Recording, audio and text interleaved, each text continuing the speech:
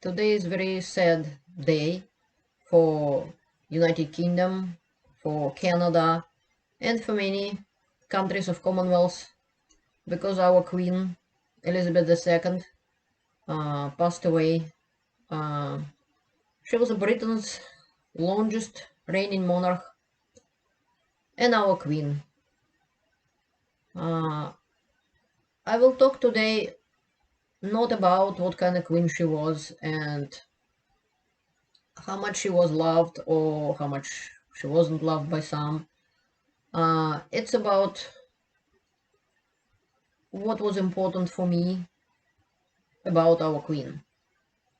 We all heard about the system of 6 handshakes and like how people connected in the world.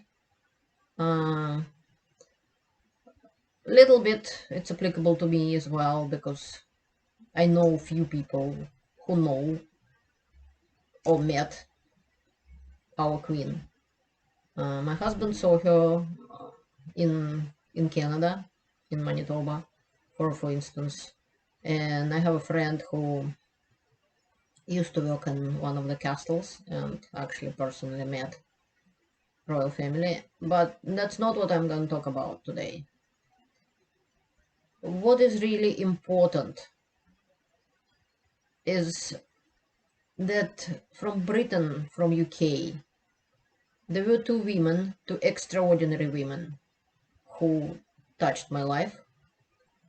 And one of them was Queen Elizabeth II herself, because first of all, she was extraordinary woman. It's not only because she was ruling her country and 70 years, and it's not about that. It's what about what kind of queen she was.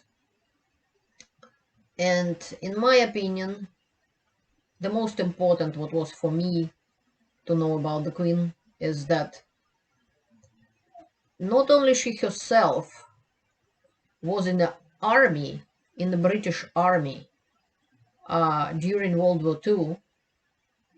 In 1945, as far as I know, she was a member of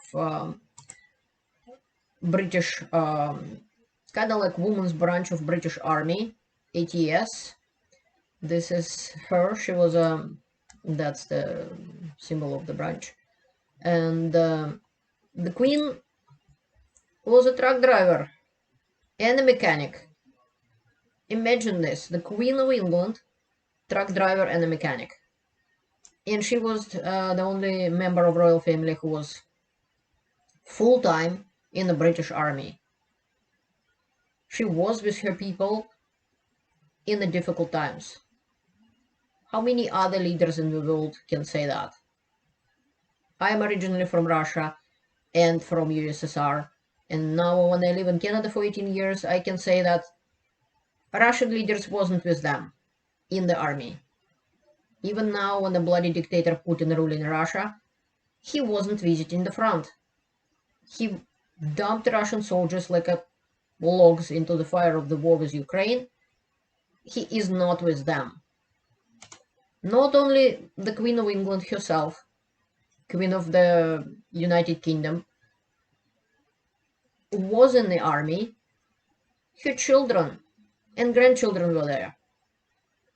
Let's say about if the country has a war, like Britain has a, let's say, Falkland War in 1982.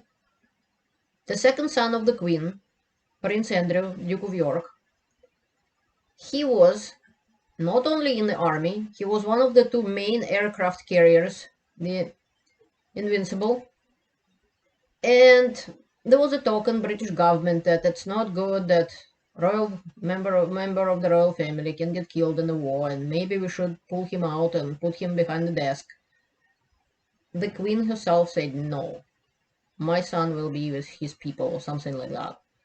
So her son served during the Falkland War, and when he came back home after that, Queen herself and Prince Philip, her husband, were with the crowd of people who was waiting for the ship come home and waiting for the crew of the ship come home. That's where they were the queen. This is what make, in my opinion, her extraordinary queen, mother, and a woman. If you start a war, that your children will go there too. This is what free world different from the dictatorships, from any low-life dictators in the world, because they are there with their people. Even the Queen of England. The death of our Queen deeply touched us all. But yet, the Queen left us with a hope. We should take comfort that while we may have more still to endure, better days will return. We will be with our friends again. We will be with our families again. We will meet again. This is what our Queen has to say. And I believe this is a hope we have.